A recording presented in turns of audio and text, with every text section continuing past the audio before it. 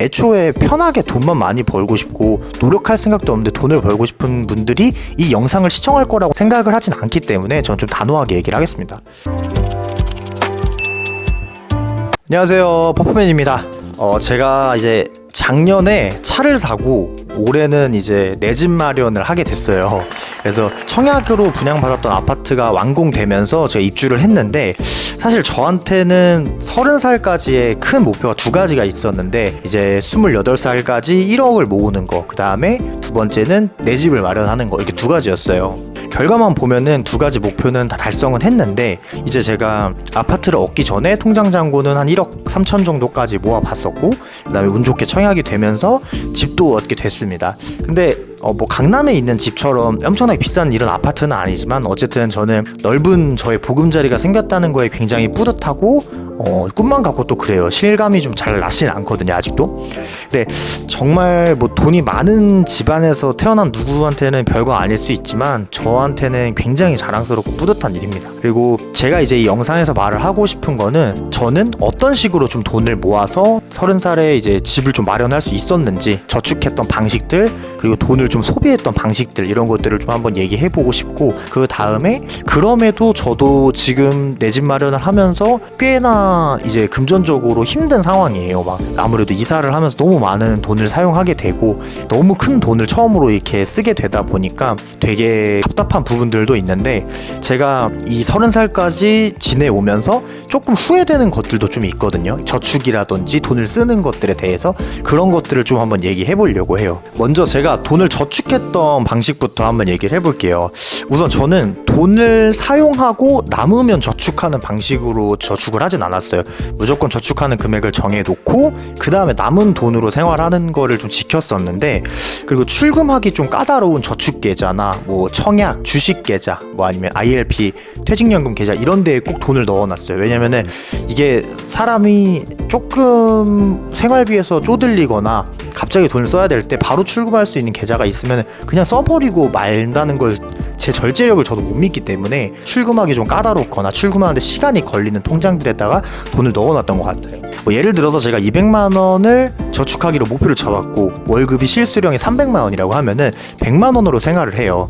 근데 여기서 중요한 건 100만 원은 생활이 어렵다 또는 조금 부족하다 라고 했을 때 가장 먼저 떠오르는 쉬운 방법은 저축액을 줄이는 거겠죠. 하지만 정말 줄일 수 있는 소비가 없는지부터 점검을 해야 돼요. 뭐 예를 들어서 통신요금이 내가 무제한을 안 써도 되는데 너무 많이 나간다거나, 지금 잘 보고 있지도 않은데 뭐 디즈니 플러스가 결제돼 있다거나, 뭐 이런 사소한 것들 있잖아요. 이런 것들을 한번 점검하고 나면 생각보다 줄어드는 소비가 많거든요. 그런 것들부터 점검을 해야 됩니다. 그리고 그렇게 점검을 했는데도 100만 원은 부족해요. 그러면 여기서 그래, 내가 아무리 찾아봐도 난 지금 100만 원 생활이 안 돼, 이게 아니에요. 이때 제일 중요한 거는 벌이를 늘리는 거예요. 이게 사실 쉽게 얘기하는 것처럼 들릴 수는 있지만, 생각보다 시간을 조금만 투자해도 돈을 벌 수 있는 방법은 너무나 많아요. 뭐 쉽게 설명을 드리자면, 제가 지금 뭐 가지고 있는 것 중에 사용하지 않는 거를 뭐 당근마켓 같은 걸로 판매를 할 수도 있고, 또는 퇴근하면서 쿠팡이츠나 배밀라이더 같은 걸로 그냥 걸어서도 갔다 올 수 있는 거리에 두세 개의 콜을 잡아서 부수익을 창출할 수도 있는 거고, 그 다음에 뭐 아니면은 뭐 유튜브 같은 걸로 수익 창출을 만들 수 있는 계정을 만들어내는 것도 방법이고요. 아니면 하고 있는 장기를 살려서 할 수 있는 것도 분명히 있어요.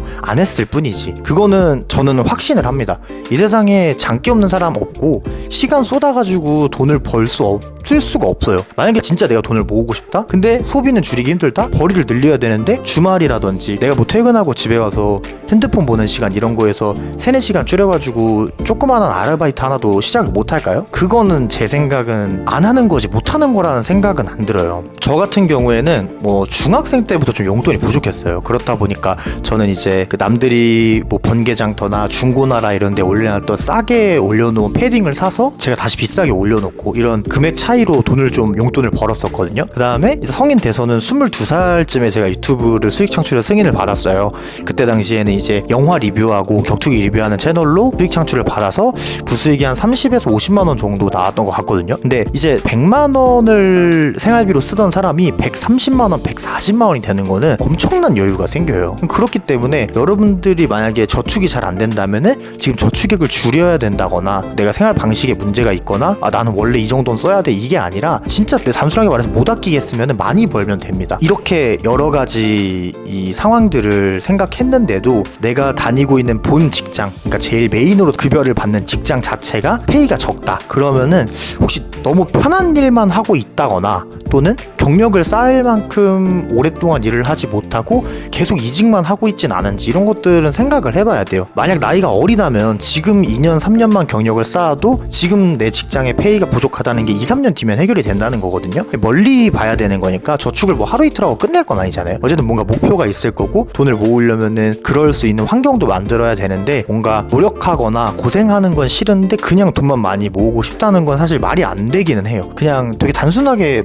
생각해도 말이 안 되지만 뭔가 특별한 방법이 있을 거라고 생각은 안 하셨으면 좋겠어요. 그리고 제가 이런 말을 하는 게 조금 듣기 거북할 수도 있지만 애초에 편하게 돈만 많이 벌고 싶고 노력할 생각도 없는데 돈을 벌고 싶은 분들이 이 영상을 시청할 거라고 생각을 하진 않기 때문에 저는 좀 단호하게 얘기를 하겠습니다. 근데 여러 가지 현실적인 문제들 때문에 진짜 저축하기가 어려운 순간이 있어요. 그냥 뭐 노력이나 이런 문제가 아니라 뭐 갑자기 병원비가 든다거나 뭐 저처럼 갑자기 이사를 하게 돼서 너무 많은 돈을 소비하게 될 때, 이럴 때는 사실 어떻게 해야 되냐, 저 같은 경우에는 다시 저축을 할 수 있는 기간을 정해 놓습니다. 뭐 예를 들어서 제가 지금 이사를 하면서 뭐 가구나 가전이나 이런 걸 샀기 때문에 할부를 갚아야 되는 기간이 있을 거 아니에요. 예를 들어 그 뭐 10개월이라고 치면은 10개월 동안은 내가 얼마를 저축하겠다를 정하는 거예요. 원래 저축액 원래 200만 원이었는데 내가 10개월 동안은 80만 원만 저축을 하겠다. 그 대신 10개월 다음에 11개월 때 이미 제가 다 알거든요. 내 돈이 어디서 나갈지 다 알고 있어요. 이런 어쩔 수 없는 일이 생기는 것까지는 알 수 없지만 생기고 나서 그게 언제까지 지속되는지 대부분 본인은 알거든요.